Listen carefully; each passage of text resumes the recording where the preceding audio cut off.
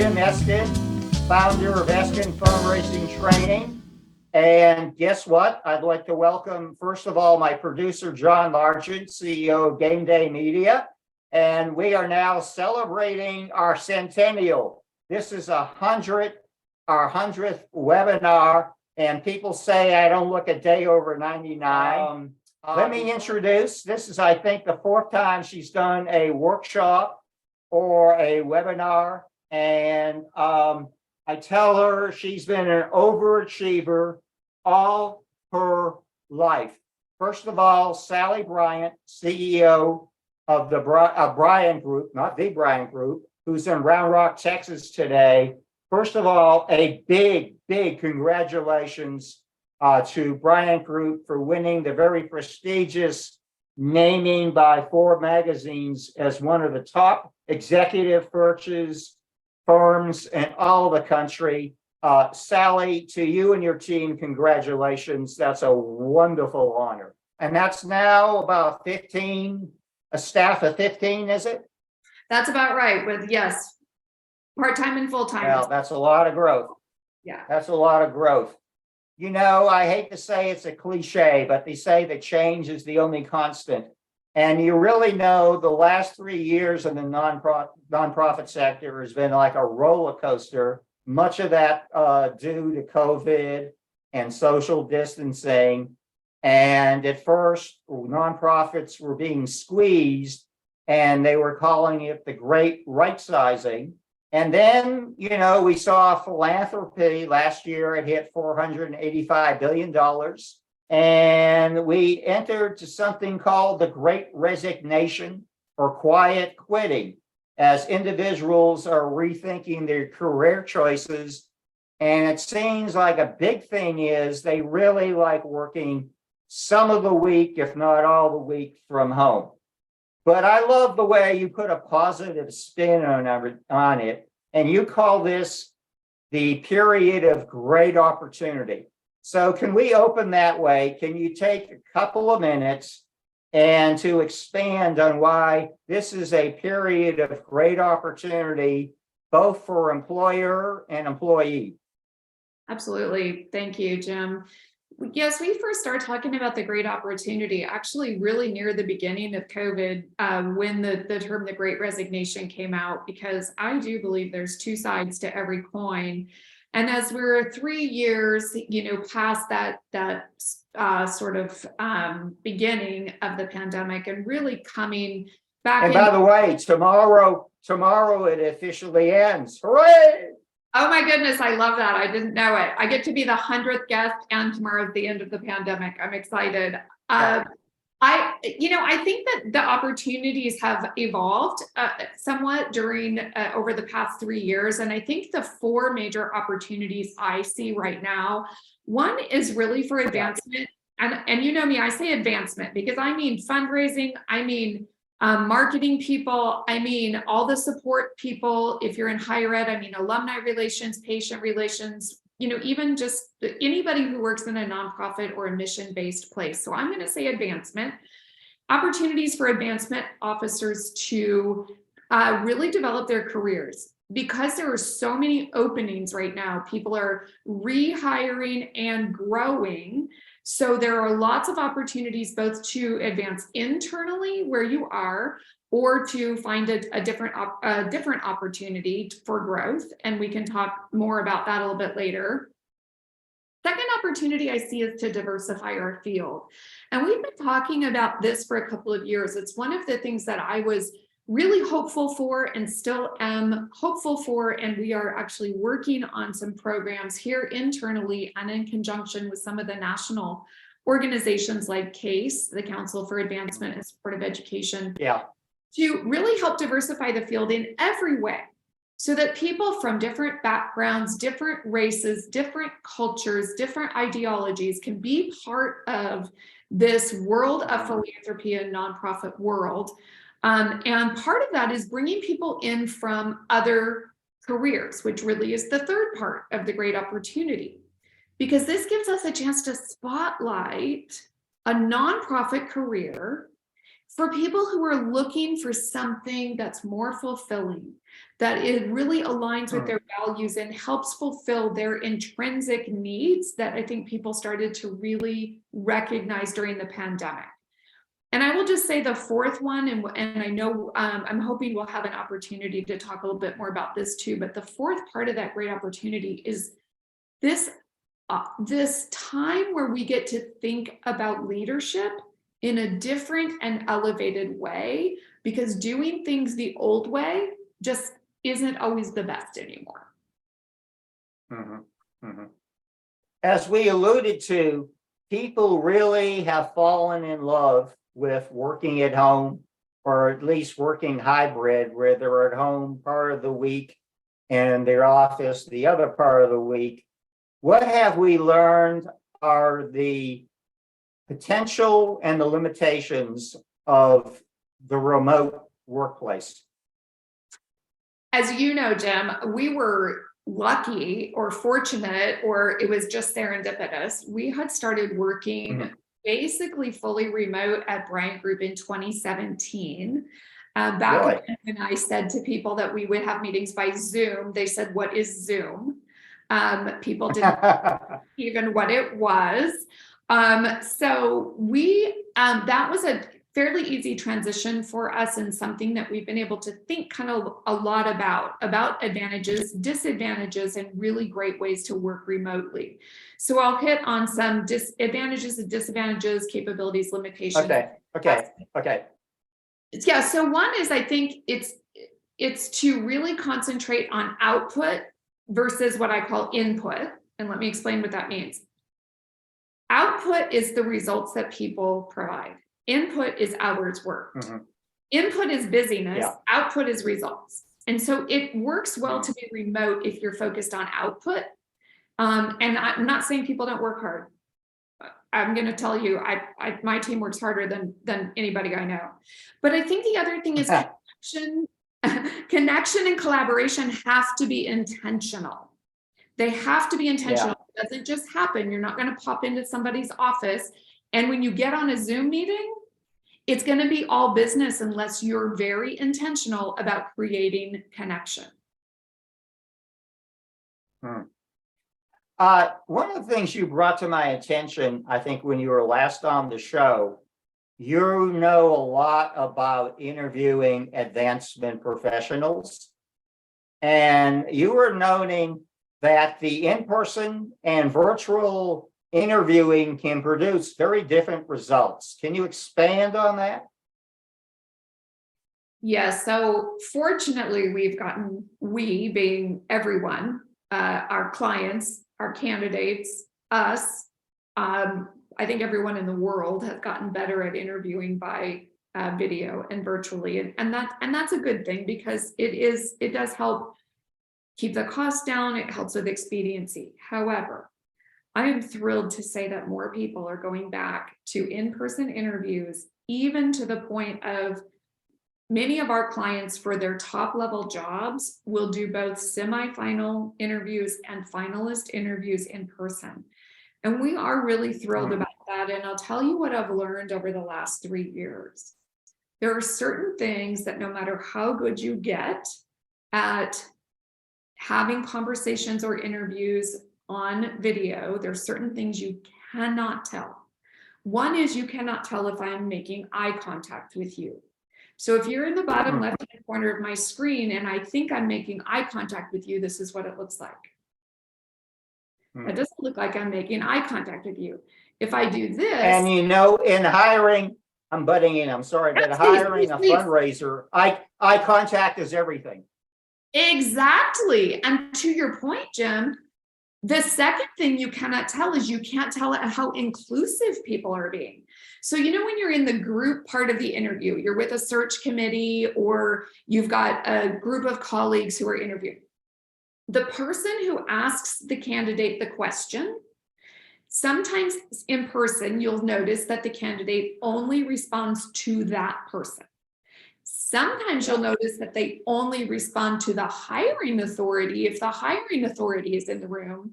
And what they, of course, need to be doing is including everyone in eye contact, in their answer, and in their conversation. You cannot tell on Zoom if that's happening, no matter how good you are. Yeah. The other thing I will say is it's very difficult to determine executive presence. So when you're looking for a leader, we have found there are people who are very comfortable in person. They can talk to one person, they can talk to a group of people. Some people are way more comfortable on video, but not so much in person. And they may be in person, they may be fidgety or more nervous, or frankly, I've even seen one person who interviewed really well on video. And then when she got in front of the client in person, and she said some things that were inappropriate, and it was only because of her nerves. So there are things you just need to get someone in person. Yeah. Okay, we keep on hearing about the Great Resignation. Can you tell me, the theme of this show is keeping good employees. What have you discovered? What strategies work besides money and benefits on keeping high-performing employees in your nonprofit?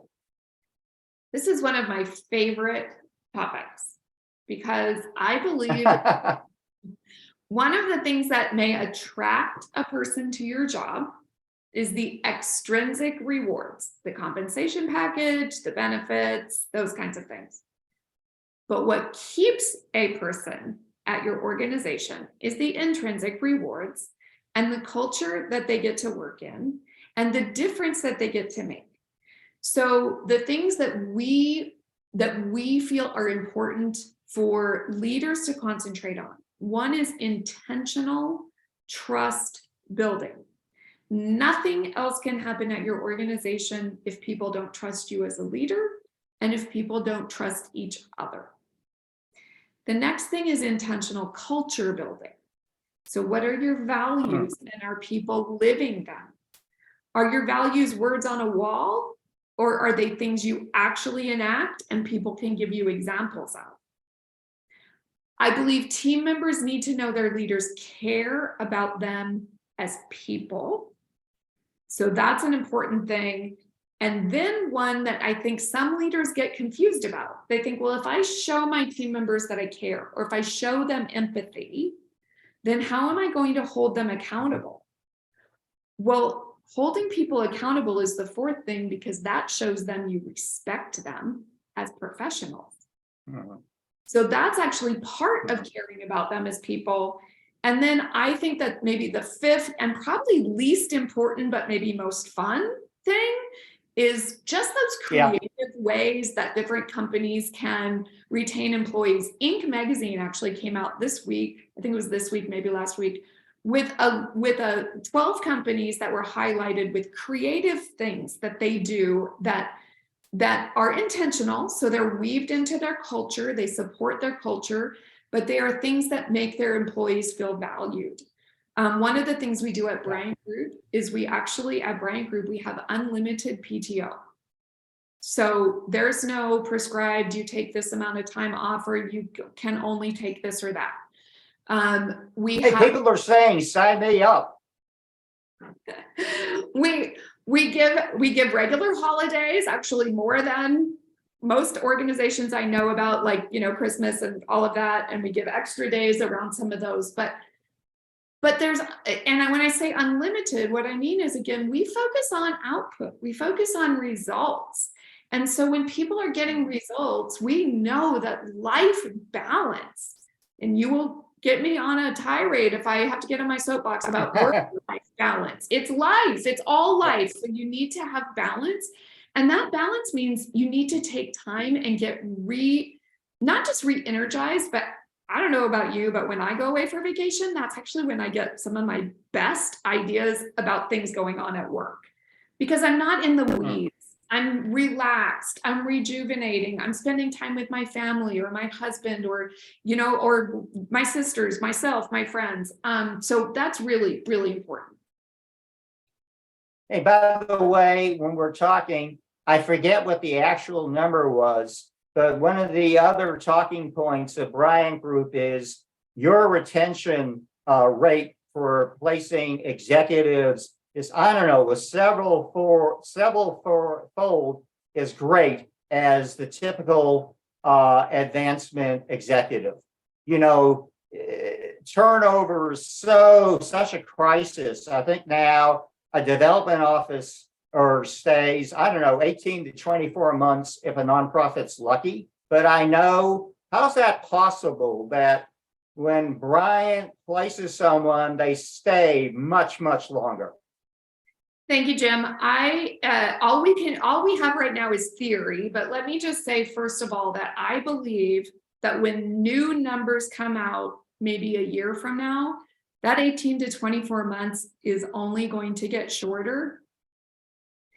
The pandemic and the amount of jobs that are open, we are seeing scary short tenures where people can't even make an impact.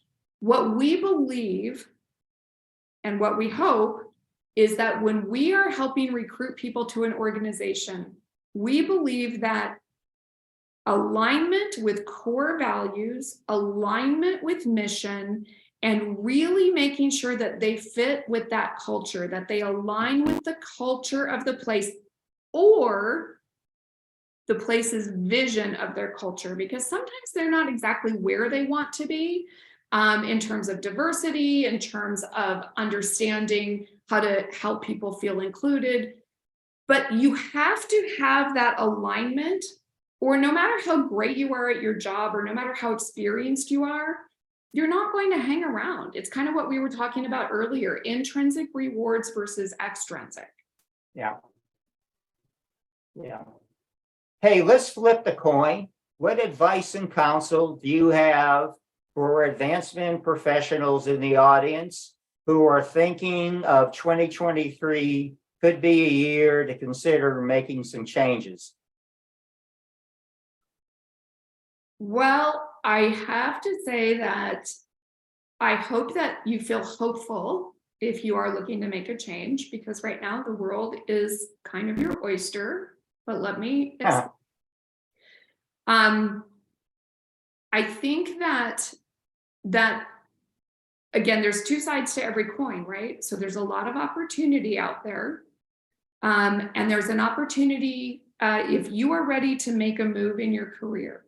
I would say first, if you love where you are, talk to your supervisor and see if there's a way for you to take on additional responsibility or to move up or to have a clear career path where you are. If not, and you've been there amount of time to make an impact and you're ready to grow, then there are other opportunities out there. The important thing that we apologize. The important thing that we want to emphasize at Bryant Group is back to what I said about core values. Do you know what your core values are? Because how are you going to know if you're in alignment with theirs if you don't know yours?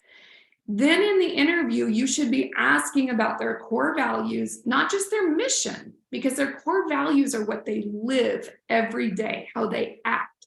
And then if I were a candidate, I would ask, give me examples of how you live that. What does that actually mean to you? What does that look like? So you can see how you would feel being in that organization. I would also be looking for a position where you have some room to grow. And Jim, I was fortunate a couple of weeks ago at the Case 4 District Conference to lead a panel of amazing women in leadership. And one of the things that we're finding, especially in women, is that we think that we have to check every single box on a job description before we go for the job. And I will encourage people, you need to be able to check 80% of the boxes and all of the requirements, right? But you don't need to be able to check all of the preferred requirements or have done every single thing in the job description, because you're also looking for a place where you can grow. Why would you go somewhere and do something you've already done all of it? So I'm going to encourage, especially the women, get out of your comfort zone, find a place where you can grow, and a supervisor, a leader who's going to allow you to do that. Great advice. Hey, when you were talking about core values, my last traditional job was heading up the foundation for a community college system of 5 colleges. And one of the colleges made one of its core value respect for environment. So what does that mean? I was invited to meet with their executive team. Guess what? You're not allowed to bring paper into meetings. I love that. I mean, that struck me. Everyone's going to say we respect the environment. You know, you can email it ahead and people can, you know, read it. They can print it out if they want, but you're not allowed to bring paper into the meeting. That really said to me, that is doubling down on your commitment to core values. Hey, Sally, the truth is, we've been around, and the truth is, not everyone's going to get along in an organization. And I think that's particularly high in nonprofits because you're probably driven more by passion for the mission than by money, as opposed to the corporate sector. And I don't mean to offend our corporate friends, but you're talking about new leadership styles. What have we learned because you do a lot of leadership training and coaching, how can a leader handle personality conflicts in their organization when it's an in-person workplace, when it's a virtual workplace, and when it's a hybrid workplace? So, Jim, as you mentioned, we are full talent lifecycle partners. So we want to work with our clients on how to be great leaders, not just bringing people great leaders, but how to be great leaders. And this is one of, I think, the most challenging things that a leader faces, because what do we all work with every day? We work with people, and sometimes people don't understand each other. It is the nature of being. So one of the things that we work on with teams is first understanding each other, because we find exactly what you just said. Most people in a nonprofit are there because they believe in the mission. So what does that mean? That means they actually both are in alignment, wanting success for this nonprofit. So if they're not getting along, the most common reason is because they don't understand where the other person is coming from. They don't understand what motivates them. They don't understand why they're acting the way they're acting. We use several different things. One of the simplest is DISC. I'm sure many people on this Zoom today or people listening later have taken a DISC assessment. Working with people to understand not just what your DISC assessment means, but more importantly, what do the other styles mean? Who are your colleagues that are in the other styles? And why do they act the way they act? Usually the hardest personality style to understand is one that's fairly opposite of yours. And so you start to learn how is that person, not just how they're different, but why? Why do they think that it's more important that everyone agree, and you think it's more important to just get it done? And so, you know, I'll run out and do it independently. Everyone will be happy that I got this done. And all these people over here are going, we didn't get to be involved. Okay, you might want the same thing. You might be going toward the same goal, but let's understand why you're coming from where you're coming from. We find with teams that this brings light bulb moments. It brings common language.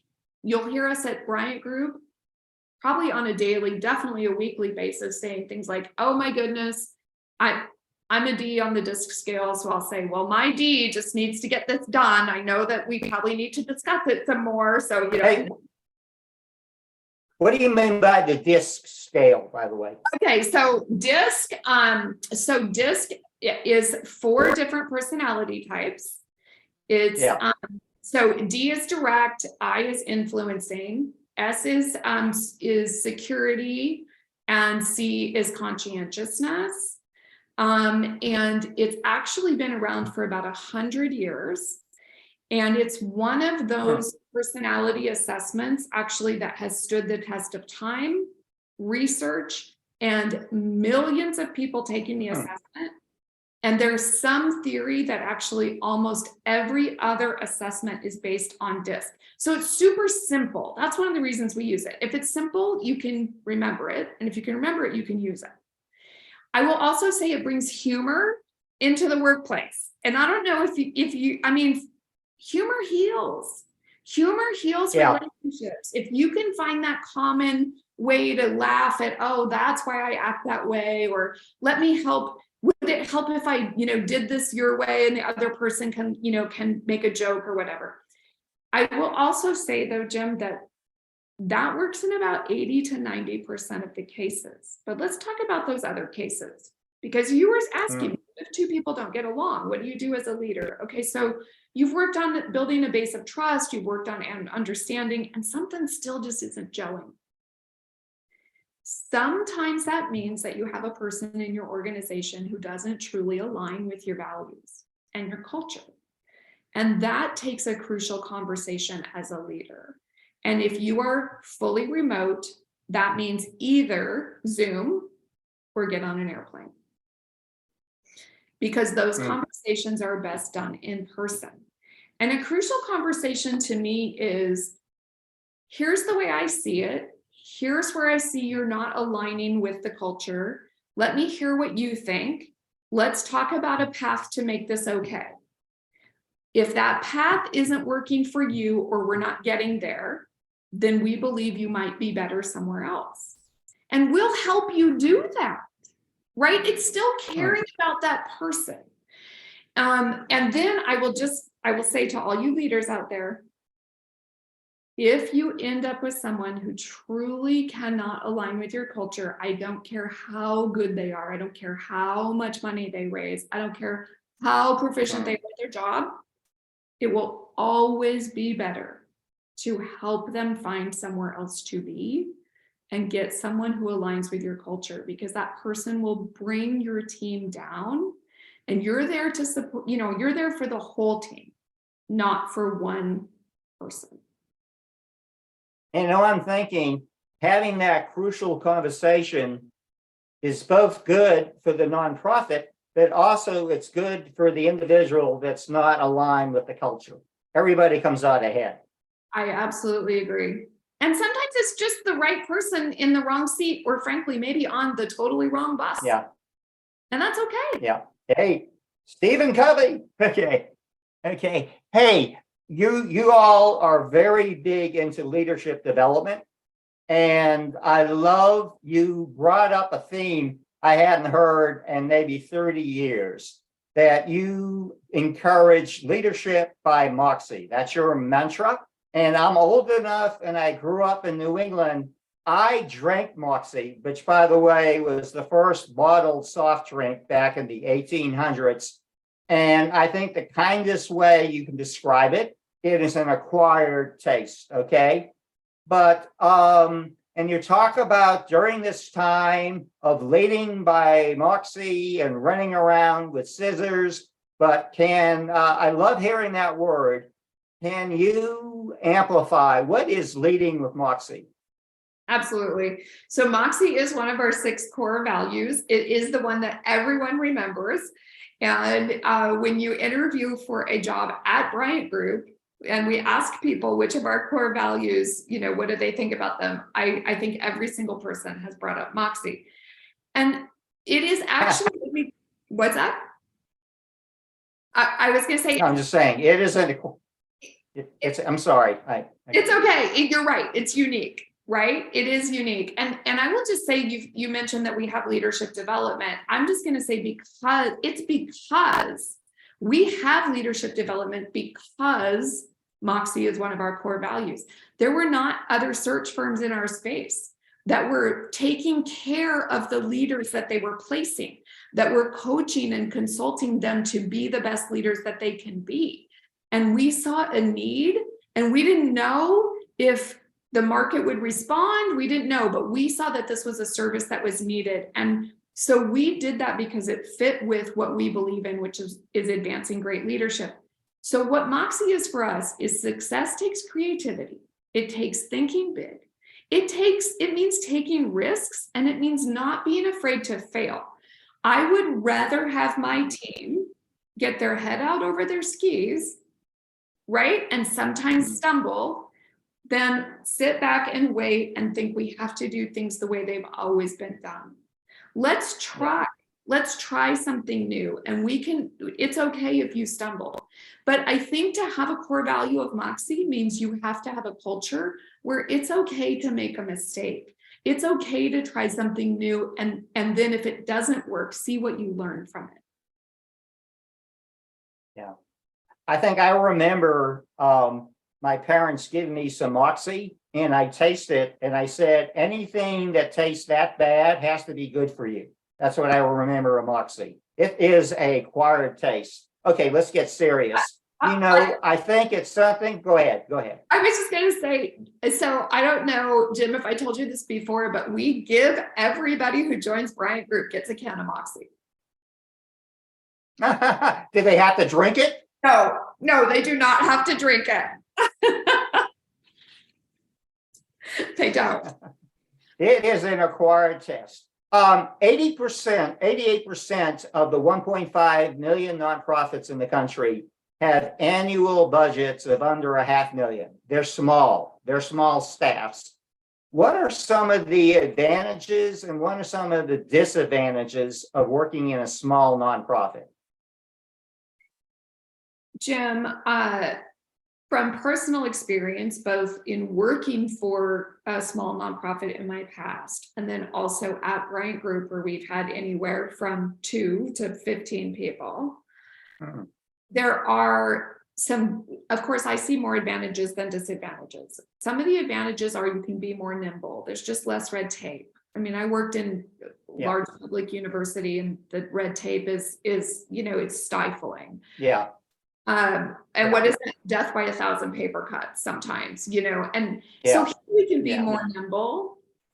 We can also create closer relationships. It's just easier to get to know 15 people than it is to get to know 500 people, right? It's just you're already a small group. And then one of the things I think people don't really think about in a small nonprofit or a small group is you can directly see the impact you make.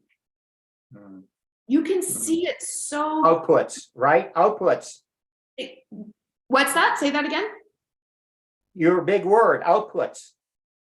Yes. Yeah, exactly. I mean, I just think that that's so rewarding for people to be able to see every day, right? What they're doing. Disadvantage, there's nowhere to hide. Right? You have to have Moxie to work in a small organization because there is nowhere to hide. And it's not for someone who wants to stay in their highly structured lane, because you do have to be willing to try new things, work with, take on new responsibilities, grab this project if there's not enough people. So for someone who wants a super structured in my lane job, that probably doesn't work as well. And there are less people to do the unglamorous chores. I was fanatical about getting thank you letters and handwritten notes out the same day we received them from the donor. And I knew where the 3 o'clock post office was, the 5 o'clock, the 7 o'clock. In a small organization, it might be you running to that 7 o'clock mailbox or post office to get the thank you letter out the same day. There are not all as many people to delegate things to. This has been a time of great change. Have we seen any changes in the evaluation processes for development professionals? Yeah, I would say that there's more of a focus on retention. There is more of what I say a bent toward, I would call it a bent toward leadership over management. So it's more of a conversation. It's more of a coaching conversation rather than a management. Here's what you're doing wrong. Here's where I think you're good, but here's what you're doing wrong. I think it's more of a, how do we elevate your strengths? How do we minimize your weaknesses? And how do we ensure that you're in the right seat? Because maybe you have talents that aren't being utilized as they could be. Again, it's not being afraid to say, here's a place where you need to do better. That's really important. But I think to me, leadership is pulling people up, and management is more like controlling people here. Mhm. The word management kind of chafes me a little bit because I think that leadership Yeah. is Yeah. so much more positive. Yeah. Yeah. What do you think about the hybrid workplace where you have Jim working at home, Sally in the office, et cetera, et cetera? What are the advantages and disadvantages? So, of course, it's different for every organization, but I will say that if you can truly be hybrid, where people can work at least where people can work part-time at home and part-time in the office. I mean, literally, if Bryant Group could do this, this would be my ideal, even for Bryant Group. And we're all over the country, so we're fully remote.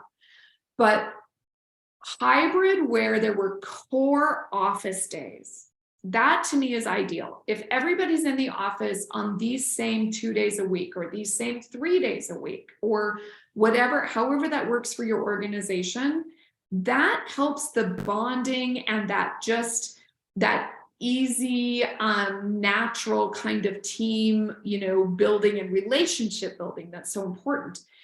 But it also allows people to still have some flexibility in their life. I want my team members to work hard and produce results, but I also want them to go to their kids' tennis game. I want them to ensure they're going to their healthcare appointments. If you can give people a little bit of flexibility and still ensure that they get that time together, that to me is the ideal. Mhm. Hey, what's your advice to supervisors on monitoring the performance of their staff members who do work remotely? So you'll hear my mantra, right? Results over hours Yeah. worked. So to me, Yeah. KPIs, the key performance indicators, are really important.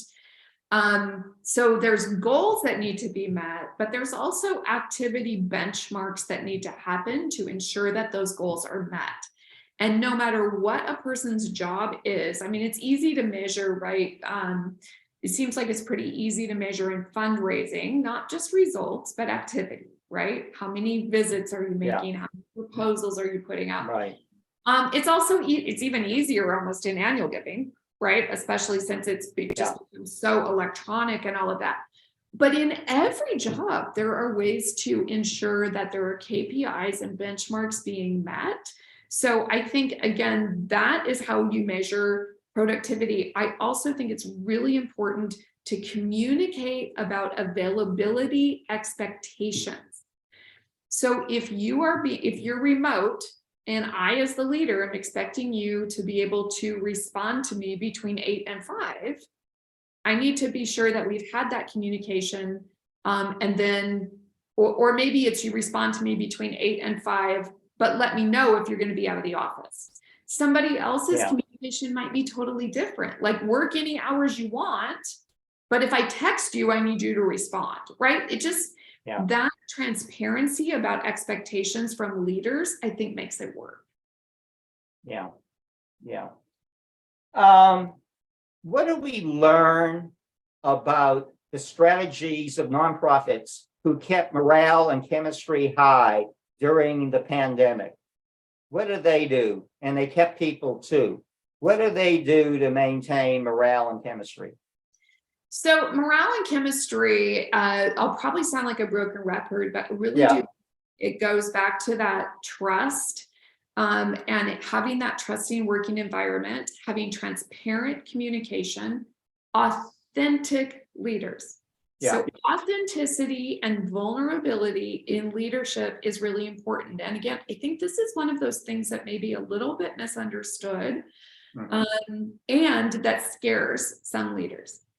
So I believe that people are much more comfortable understanding that their leaders are human beings who get stressed out, who have bad days, who get sick, who might not have all the answers. In fact, frankly, better not have all the answers, or haven't hired the right people around them to Yeah, help. yeah. I think, learning that your leader can say, I made a mistake. I don't have all the answers. Please give me input. And in really scary times, pulling everybody together as a team. So at the beginning of the pandemic, I mean, one of the things that we did, I'm sure many leaders did, but we pulled the team together and said, we've never been through this before either. We're scared too, Yeah. but we're going to make it. So let's all put our heads together and figure out how we can serve this industry best during this time, which also helped grow our leadership development line, because that's what people needed. I also just want to say, I want to recommend a book. Okay. And this book, I think, is amazing for any leader, actually for anybody. And that is Leadership and Self-Deception. And it is what was that? And who's the author? Who's the it's author? by the Arbinger Institute. Yeah. The Arbinger Institute.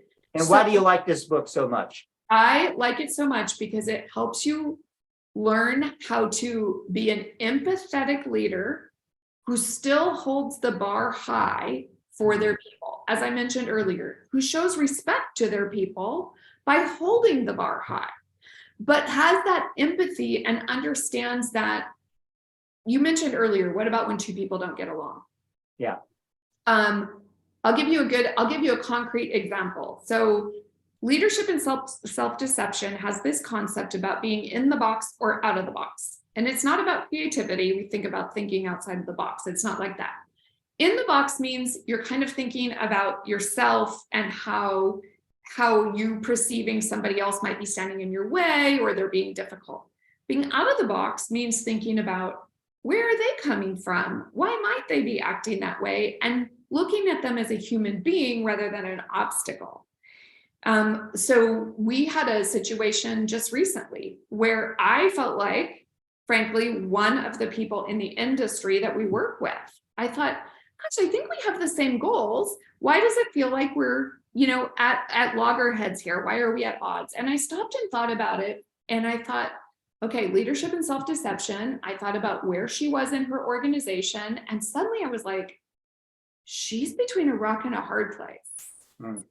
So let me get beside her instead of across from her, right? Let me come along beside her and say, I get it. I understand. Let's see how we can make this better. And you know what? I watched her. She actually did the same thing for me at the same time, not because I did it, but because she's that kind of a person.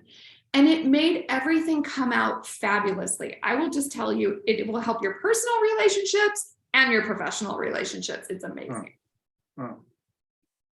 Let's talk about professional development. Probably because of safety and public health concerns. And though tomorrow the pandemic is officially over, but I read a poll that the majority of passengers on airplanes are wearing masks and probably will continue to so, and I might be one of them, okay? But because of public health safety and probably budget concerns, we're going to see less travel to conferences in San Francisco and New York and Boston, New Orleans, all those places we love to go. What are your suggestions on professional development on a shoestring? Jim Eskin's webinars. Okay, say that again. And I mean it. This kind of, Jim, what you do is amazing. And I think that people need to be able to take advantage of the things that we've learned, right? Which is webinars, books, hear Zooms. We have a Zoom every month for people in talent management. They just come on, they get to talk to each other, they talk about the issues that they're facing. So find a Zoom, a meeting like that you can get on virtually. Local peer coaching groups are fantastic, so you can do something in person.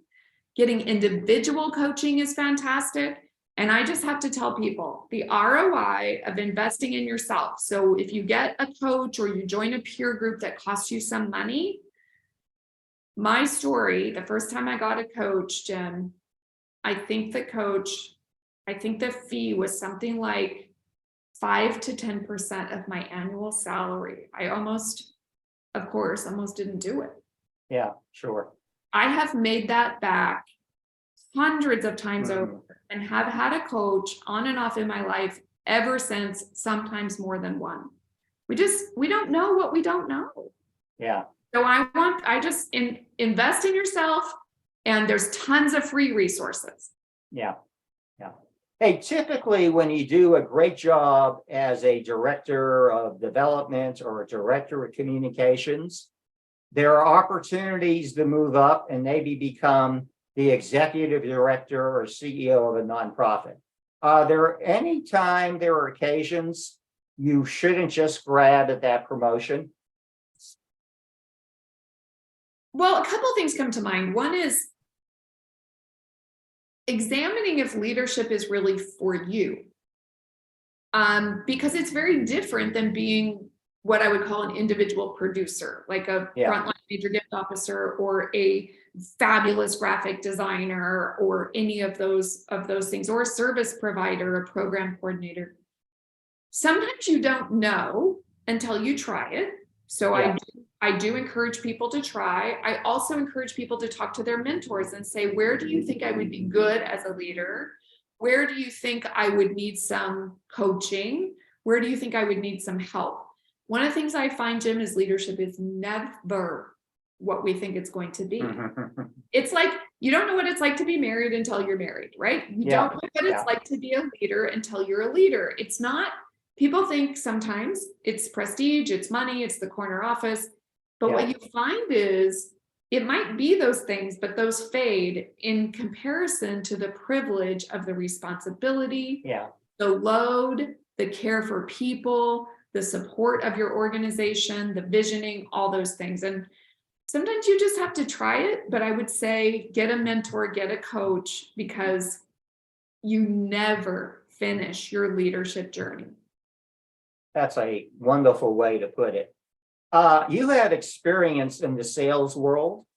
Do you think people with strong track records in a sales position, say for a for-profit organization, can transition to become a fundraiser in a nonprofit? Yes. Let me qualify that a little bit. Okay. So relational sales can transfer to fundraising in a nonprofit. The philosophy is the thing where people, I think, get a little stuck. So if you're selling widgets, doesn't matter what they are, cars, computers, lipstick, doesn't matter. That's a lot of times transactional. You give me money, I give you a product. It's a barter system, right? It's a trade system. But if you're in a more relational kind of sales role, it's a little bit easier transition. I think of a friend of mine who was actually in a service role at Enterprise Rent-A-Car. So it was her job to go out and service the people who had fleets of cars, make sure they were happy, make sure they were getting what they wanted.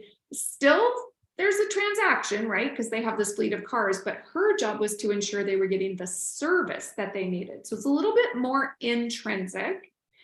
And then we go all the way to fundraising, where what you are selling, please don't shoot me, all fundraisers, I know you're not selling, but just to use the terms here, is you're helping people, you're selling to people something where they get intrinsic rewards. You're fulfilling their philanthropic dreams. You're helping them help other people, which is what they want to do. Those relationships are not transactional. Those are relational and fulfilling and philanthropic. And so you have to find people who can, on the sales side, that understand that and can make that bridge and that leap. We have several board members in our learning community. How do you think board members should be engaged in nonprofit job searches?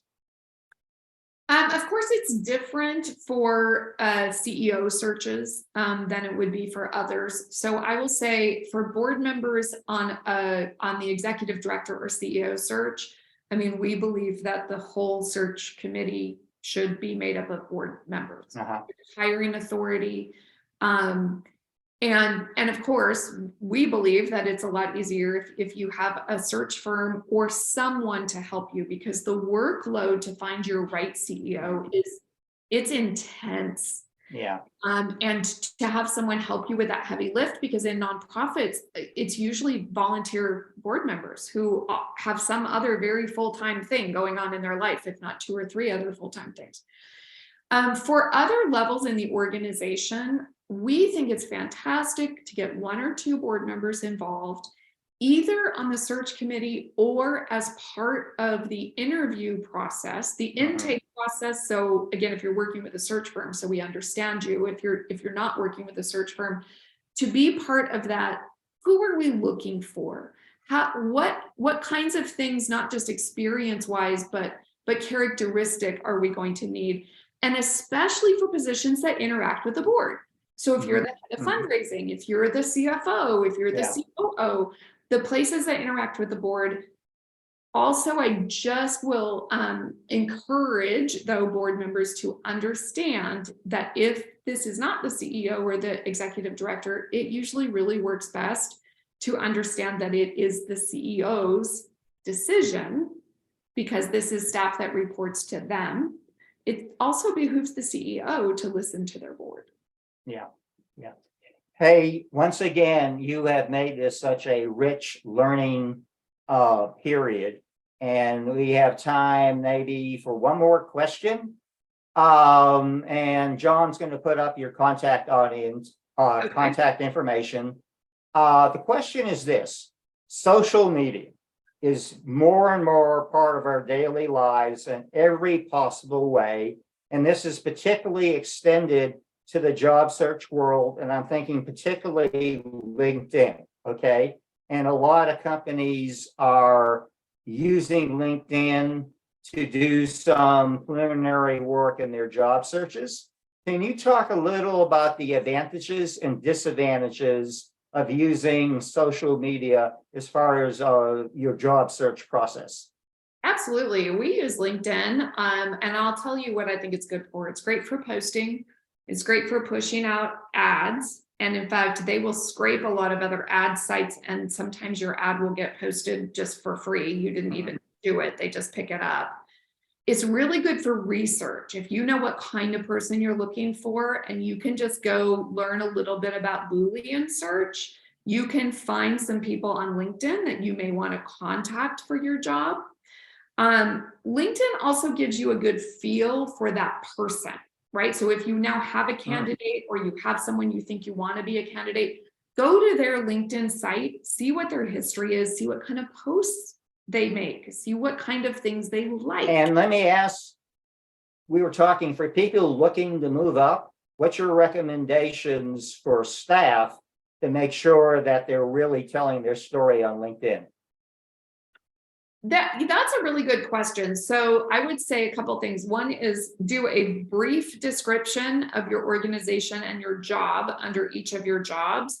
But even more important, I think, is to have some really good posts about things that you're passionate about, or things that have happened that you were involved in. Like, give me a little insight into your personality. I am going to say, though, Jim, and I know we're almost out of time, but I just have to say that don't only rely on LinkedIn or ads. It's still about relationships. It's still about relationships and networking always. Yeah. Hey, that's what a great note to end on. Sally, I'm so glad. By the way, she keeps on saying network, network, network. Sal and I are connected because about 25 years ago, my hair was a different color. I was interviewed by Chris Bryant for a job I didn't get, but he became connected with me. I do a newsletter. And then 2018, I stepped out in consulting, And Chris fortunately forwarded the newsletter to Sally, and we have begun this wonderful working collaboration and friendship. The only thing, and we're going to make up for it in 2023, the four of us are going to meet at the Salt Lick, okay?